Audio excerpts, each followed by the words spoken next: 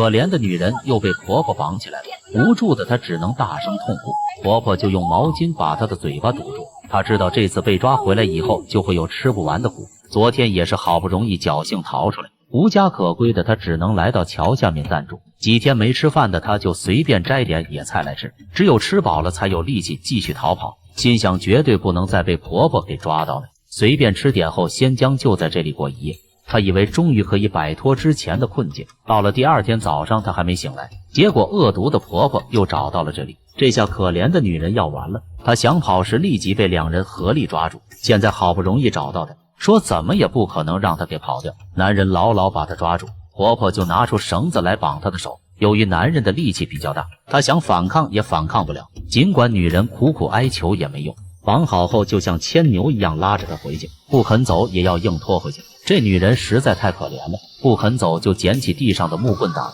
嚇得她只能乖乖服從。由於女人是被男人發現躲在橋底下的，被帶上來後婆婆還要給她信息費，但婆婆卻覺得無所謂，因為兒媳可以給她賺得更多。給錢後就立即把兒媳拉回家，她要是連夜逃跑也不會至於被抓到，但這一切現在都晚了。這次抓到帶回去必須要好好的教訓她。帶到家後，先把兒媳牢牢綁起，一直把她綁到聽自己的話為止。不得不說，這婆婆實在太狠心了，就這樣一直從白天綁到了晚上，而婆婆就在家裡靜靜吃肉享受，直到半夜後再出來看她，問她現在服了沒有。此時女人還是非常嘴硬，堅決不屈服於婆婆，這讓狠心的婆婆來氣了，直接用手掐她的嘴巴一頓捏，解氣後便回房間睡覺去了。女人就這樣被綁在這裡一天一夜。到了第二天早上，婆婆起來洗臉了，她還沒醒來，看她這麼晚了還睡得那麼香，婆婆就打來一瓢水潑在她的臉上，女人這才從睡夢中醒來。被綁了一天一夜的她再也沒有了脾氣，